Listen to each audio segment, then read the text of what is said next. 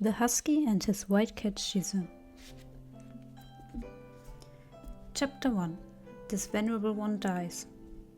Before Moran became an emperor, people were always calling him a dog. The villagers called him a damn mutt. His cousin called him a stupid cur, and the woman who took him in outdid them all, calling him a bitch's whelp. Mind you, there were other dog-related metaphors that weren't so bad. For example, his one-night stands always grumbled with faint petulance that his energy in bed was like that of an alpha dog. Though his words were sweet enough to tempt the soul, the weapon between his legs had lethality enough to make them feel like they were about to lose their lives. But after the act, they would turn around and boast about that same thing, to the point that the entire pleasure district knew this Mo-Wayu fellow was both a handsome face and a good lay. All who had tried him out found themselves quite fulfilled, and those who hadn't yet were sorely tempted. It must be said that all those names were incredibly spot on. Moran was indeed very much like a dumb tail-wagging dog. Only once he became emperor of the cultivation world did these epithets disappear in a flash. One day, a small sect from a faraway land offered Moran the gift of a puppy. The puppy had a greyish-white coat and a flame-shaped mark upon its forehead, somewhat like that of a wolf. But it was only as large as a melon, and it looked like it had the sentience of one, all chubby and round as it was. It nonetheless seemed to think itself as a rather mighty creature, and ran all around the great hall with abandon. Several times it tried to catch a glimpse of the calm and unruffled presence on the throne, making attempts to scale the high steps. But its legs were too short, and after multiple defeats, it finally abandoned its efforts. Moran stared at that energetic yet seemingly brainless ball of fur for a long while before suddenly letting out a laugh, calling it a damn mutt as he did so.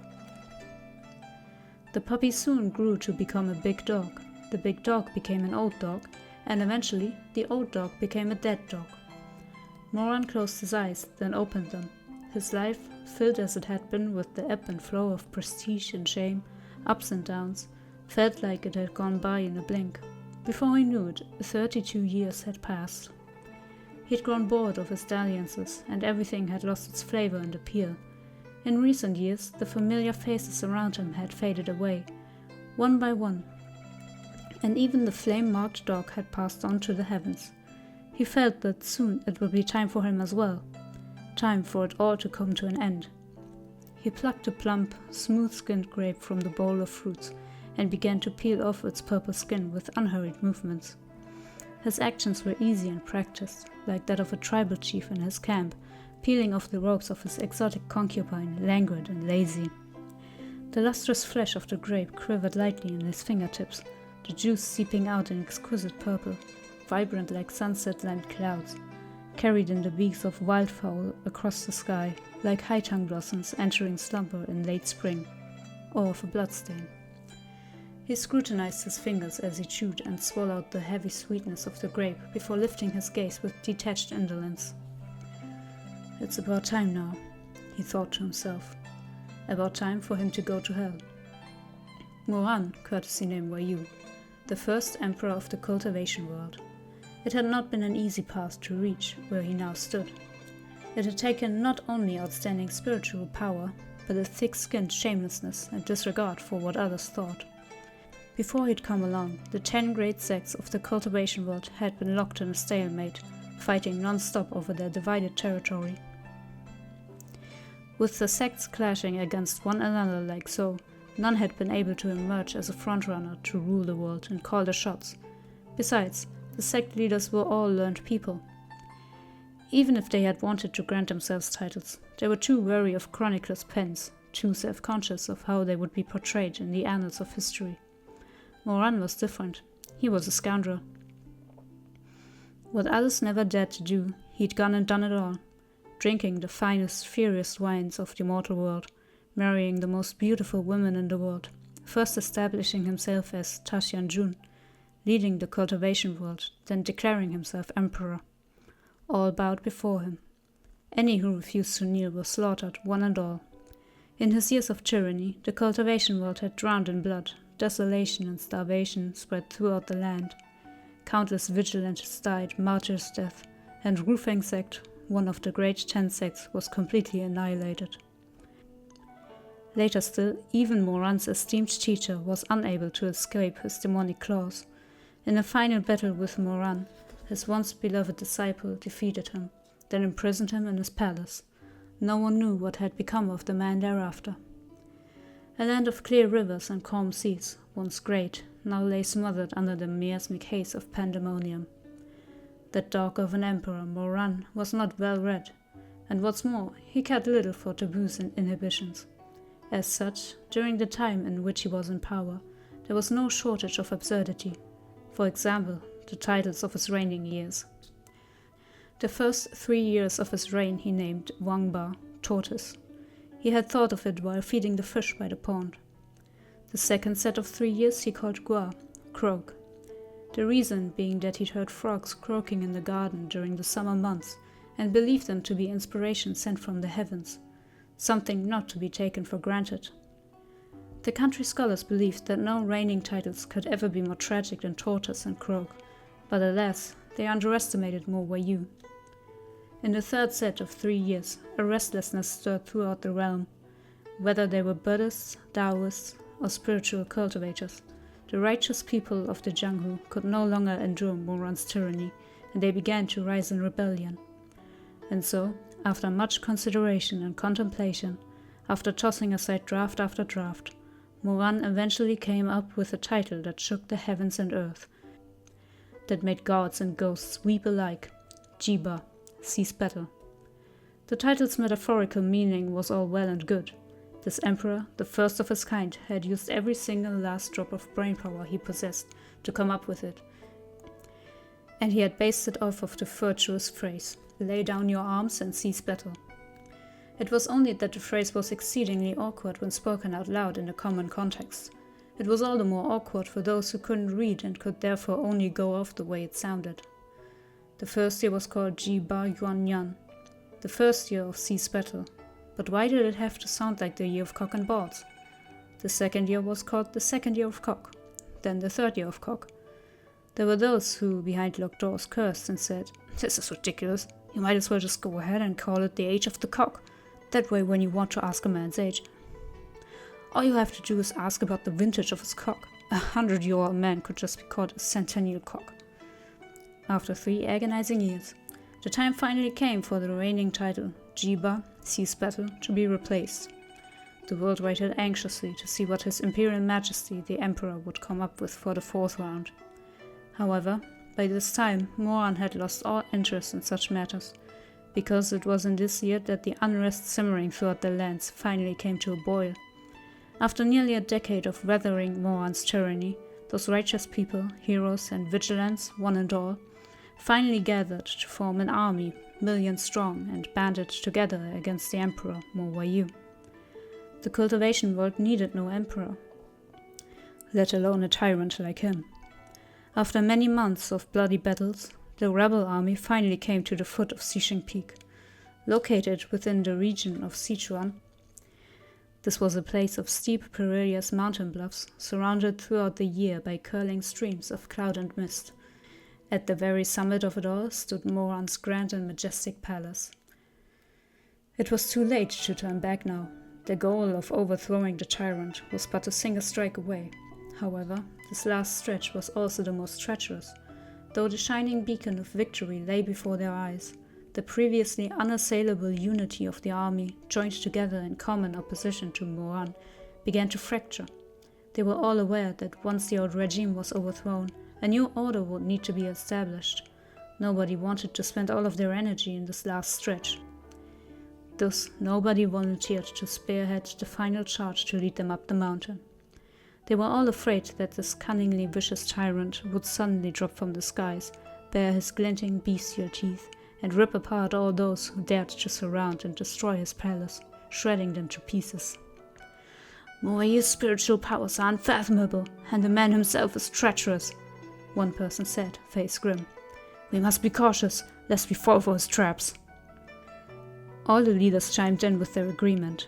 At that moment, an exceptionally handsome young man with proud, haughty features stepped forward. He wore a set of light armor in blue, with silver trim and a belt embellished with a lion's head. And his hair was fastened in a high ponytail, secured at the base with an exquisite silver hairpin. "We've already come to the foot of the mountain," the young man said with an ugly expression. "What are all of you milling about for, so reluctant to go up? Are you waiting for Morwayu to come down himself? What a bunch of cowardly good-for-nothings." His words ignited a flurry of responses from the gathered. "What are you talking about, Shuang? What do you mean by cowardly?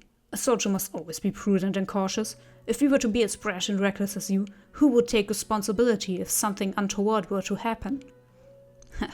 "Shuang is the darling of the heavens, and we are but mere commoners," another person sneered tauntingly.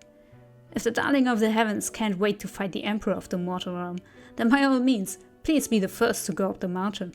We'll set up a feast down here by the foot and await your gracious return with Morwayu's head. Wouldn't that be nice?"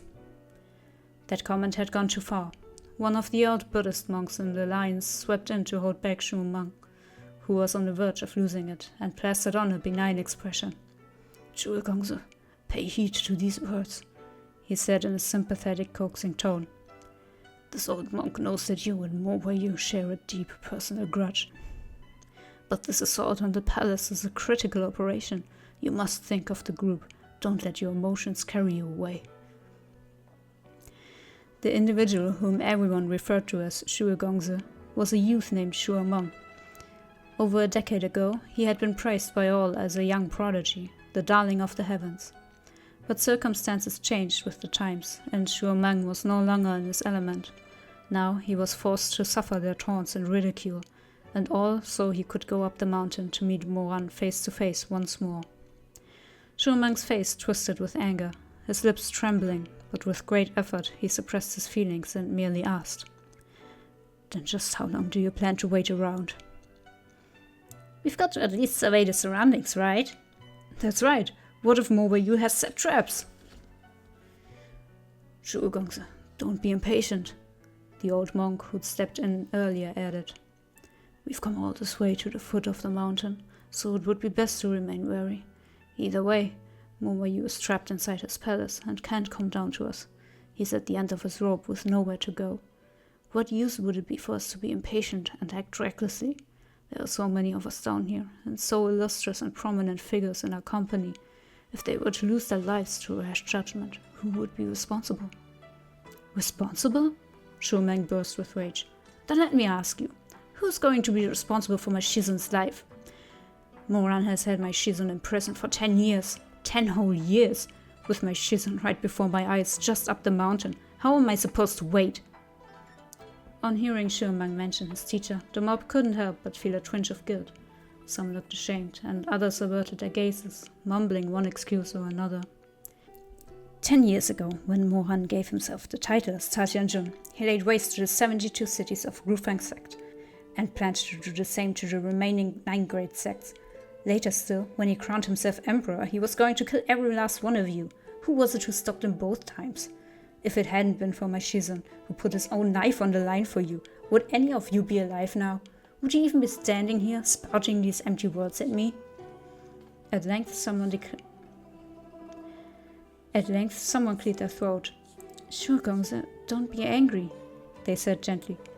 "With regards to Chu Songshe, we all felt guilt as well as gratitude. But you said he's been imprisoned for 10 years. If anything was going to happen, it would have already. Well, you've waited for 10 years now. Waiting another moment won't hurt, wouldn't you say?" "Wouldn't I say? I'd say go fuck yourself." That someone gaped in shock. "How dare you?" "Why wouldn't I dare? Shizun put his own life on the line, and it was all to save people like... Shuang couldn't continue the sentence. Instead, he choked out through a sob. "All of you are undeserving." His piece said, Shuang jerked away, turning his face aside. His shoulders shook lightly as he held back his tears. "It's not like we weren't going to rescue Chu Songshe. Yeah, we all remember the things Chu Songshe did for us. Of course we didn't forget. It's pure slander for Shuang to say such things, calling us ingrates. I won't stand for it." "But come to think of it, wasn't Moran also a disciple of Chu Songshe?" someone asked quietly. I must say, when a disciple turns out to be a malefactor, it's only right for the teacher to take responsibility. As they say, to raise without teaching is the father's flaw, and to teach without discipline is the teacher's failing. Maybe it was inevitable, so what's there to complain about? Now this was definitely going too far, and it was immediately decried. What nonsense! Watch what you're saying! The same decrier then turned towards Shuang with a diplomatic look. Gongzi, some patience. How can I be patient? Shuang cut him off, his gaze furious. Easy enough for all of you to stand around talking, but that's my shizun. Mine. I haven't seen him in years. I don't even know whether he's alive or dead, much less how he's doing. Why do you think I'm even standing here? His breathing was harsh and ragged, and the corners of his eyes reddened as he continued. Don't tell me you're all waiting here, hoping for Mowayu to come down the mountain of his own accord, to kneel in front of you and beg for mercy? Gongzi. Other than Shizun, I have no family left in this world. Shuang jerked his sleeve free from the old monk's hold. Fine, you won't go? He asked hoarsely. Then I'll go myself. After flinging out that last statement, he left to head up the mountain, a solitary figure with a single sword. The chilly damp wind mingled with the susurration of the foliage, combined with the thick fog that lay everywhere. It was as if countless malicious ghosts and aggrieved spirits wandered amidst the trees, rustling and whispering. All alone, Shuang climbed the peak towards Moran's significant palace, which stood like a beacon in the night, illuminated by calm candlelight. As he drew near, his gaze caught on 3 graves at the foot of the heaven-piercing tower. When he approached for a closer look, he saw that long weeds had grown over the first grave mound, and on its gravestone were inscribed the following words in a childish dogged scroll. Grave of the esteemed consort Chu. In contrast to this esteemed consort, the second grave was newly dug, the earth only sealed, and upon the tombstone was inscribed, Grave of the deep-fried Empress Song. Shuang had no words. If this had been 10 or more years ago, such a ridiculous sight would have made him laugh out loud, in spite of himself. At the time, he and Moran had been disciples under the same shizun, and Moran had been quite the joker. Even though Shuang had found Moran disagreeable, despite everything, the man had still ended up making him laugh from time to time. Heaven only knew what all this steamed concert and deep-fried empress business was about. Perhaps the style with which Scholar Mo had graced his 2 wives was the same as that which had produced Wang Ba, tortoise, Gua, crow, and Ji Ba, sea spettle. As to why he would bestow such monikers on his own empress and consort, there was no knowing. Shuang turned his gaze to the 3rd grave, which lay open under the night sky. Within it lay a coffin, but there was no body in that coffin, and the tombstone remained unmarked. However, before the grave sat a small pot of pear-blossom white wine, a bowl of chili oil wontons, long gone cold, and a few plates of spicy, numbing mala side dishes, all fare favored by Moran. Shuang stared at the grave for a long moment as a shock struck his heart. Could it be that Moran had no intention of fighting and that he had long since dug his own grave? That he was ready to die? The thought made Shuang break into a cold sweat. He refused to believe it. Moran was the kind of person who clung to things till his dying breath without ever showing fatigue. The kind of person who didn't know the definition of surrender. Given his history, he was bound to keep fighting the rebel army to the bitter end. So why? These past 10 years, Moran had stood at the summit of power. What exactly had he seen? What exactly had happened to him? No one knew. Shuang turned around and re-entered the darkness, stalking in great strides towards the brightly lit Wushan palace. Moran sat within that palace, his eyes screwed shut and his face deathly pale. Shuang had guessed right. Moran was determined to die. That grave mound outside had been dug by his own hands. 2 hours ago, he'd used the communication spell to dismiss his servant, then swallowed a deadly poison. With his high level of cultivation, the poison's efficacy had slowed to a crawl as it spread throughout his body, leaving him able to feel every single agonizing moment with vivid acuity, as the effects of the poison dissolved his internal organs. The doors to the hall opened with a creak. Moran didn't look up. He only rasped. Shuang, it's you, right? Have you come? Shuang stood alone upon the golden pavement of the hall, his ponytail swinging free, his light armor glinting. This was a reunion of disciples who had been in the same sect once upon a time, yet Moran's face was devoid of expression as he sat there with his chin propped in one hand, the thick curtains of his fine lashes lowered over his gaze. Everyone spoke of him as though he were a savage fiend with 3 heads and 6 arms, but in truth he was exceptionally good-looking. The bridge of his nose curved delicately, and the color of his lips was pale and dewy. His natural features had a sweet, gentle cast. If one only looked at his face, they would think he was a good and lovely person. The sight of his face was all Shuang needed to confirm his suspicion. Moran had poisoned himself. It was hard to parse his feelings at that moment, and when he opened his mouth to speak, no words came out. In the end, he clenched his fists and asked, "Where's Shizun?" "What?" "I said, where's Shizun?" Shuang demanded sharply a second time. "Yours, mine, our Shizun. Where is he?" "Oh." Moran snorted softly and finally, slowly, blinked open his eyes.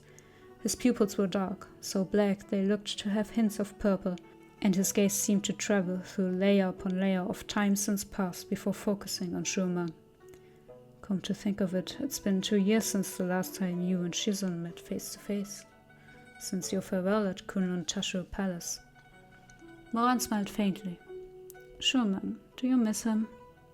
"Enough nonsense! Give him back to me!" Moran watched Shuang calmly as he bore through the twisting pain in his stomach. His lips curled into a sneer, and he leaned against the back of his throne. Darkness encroached on his sight. It was as if he could feel his innards wrenching, melting, and disintegrating into stinking bloody swirl. "Give him back to you?" Moran replied indolently. "How foolish. Why don't you use your brain to think a little? Shizun and I share such an intense hatred for each other. How could I allow him to live in this world?" "You?" Shuang's face went white, and his eyes widened as he stepped back involuntarily. "You can't have. You wouldn't." "I wouldn't what?" Moran laughed softly. "Why don't you tell me? Why wouldn't I?" Shuang's voice shook. "But he's still your Shizun, after everything. How could you bear to kill him?" He raised his head to look up at Moran, seated on his emperor's throne. The heavens had Fushi, hell had Yanluo, and in the mortal realm there was Mo Wei. But as far as Shuang was concerned, even if Moran had become the eminent emperor of the mortal realm, there was no way he could have done this. His body shook all over as his outraged tears spilled over. "Mo Wei, are you even human anymore? He wants..." Moran lifted his gaze. "He wants what?" "You know very well how he once treated you," Shuang said, tone taut with emotion.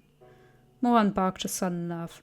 "Are you trying to remind me that he once beat me so hard that I was left covered with cuts and bruises? That he made me kneel before all to confess my crimes? Or did you want to remind me that for your sake, for the sake of all these insignificant nobodies, he stood in my way at every turn, ruining my great endeavors time and again?" Shuang shook his head, pained. "No, Moran, think about it. Let go of your vicious hatred and look back properly. He once trained you in cultivation and martial arts, trained you in the art of self-defense.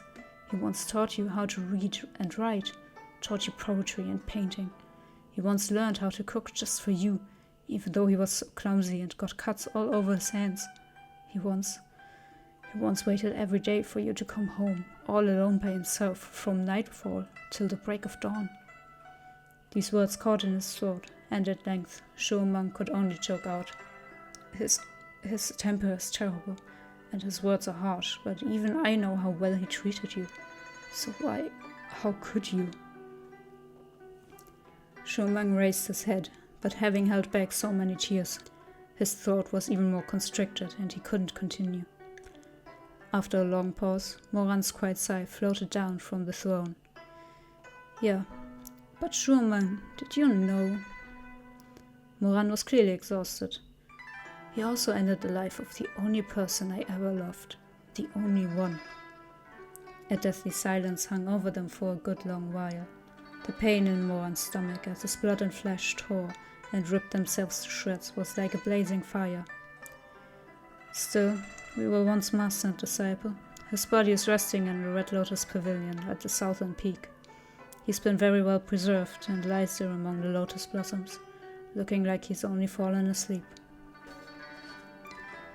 Moran caught his breath and forced himself to calm down. When he spoke, his expression remained blank, but his fingers dug into the red sandalwood of his throne's armrest so tightly that his knuckles went white. His corpse is maintained by my spiritual powers. If you miss him, don't waste your breath here with me. Go now, before I die. A lump of astringent sweetness warmed up into Moran's throat. He coughed a couple of times, and when he opened his mouth again, his lips and teeth were covered in blood, but his gaze was at ease. Go. Go see him. Without my spiritual powers, he'll turn to dust. If you don't make it before I die, it'll be too late. Done speaking, he closed his eyes dispiritedly. The poison had reached his heart, bringing with it a torment like a raging inferno. The agony was so all-consuming that even Shuang's anguished, despairing wails felt like they came from far away, like he and Moran were separated by an ocean spanning thousands of miles, and his voice traveled over those waters. Blood continued to drip from the corners of Moran's lips, and his hands fisted in his sleeves as his muscles spasmed. When he opened his bleary eyes, Shuang had long since run off. The kid's Qinggong lightness wasn't bad. It wouldn't take him long to reach the southern peak. He should be able to see shizun one last time. Moran pushed himself up, wobbling as he rose to his feet. Using hands flecked with blood, he formed a seal and sent himself to the base of Xisheng Peak's heaven-piercing tower. It was deep autumn, and the high-tongue blossoms were in full abundant bloom. He didn't know why he'd ended up choosing this place to end his sinful life, but with all the flowers blooming so vibrantly, at least it wouldn't be such a bad tomb. Moran lay down in that coffin and looked up to watch the blossoms of the night drift soundlessly as they wilted, drifting into the coffin, drifting onto his cheeks, dancing and fluttering, fading away like the events of the past. In this life, he'd started out as a bastard son who possessed nothing, and after enduring a great deal, he'd become Lord Emperor of the mortal realm. He had blasphemed, and his hands were covered with blood. All that he loved, all that he hated, all that he prayed for, all that he resented. When all was said and done, there was nothing left. Ultimately, he hadn't even bothered to pen an epitaph for himself with that wild, spirited call of his. There was no shameless emperor of the ages, nor was there something ridiculous like deep-fried or steamed. He hadn't written a thing. The grave of the first emperor of the cultivation world was, in the end, unmarked. And so, the curtains finally closed on a spectacle that had lasted for a decade. Many, many hours later, the rebel army invaded the resident palace of the emperor with torches held high.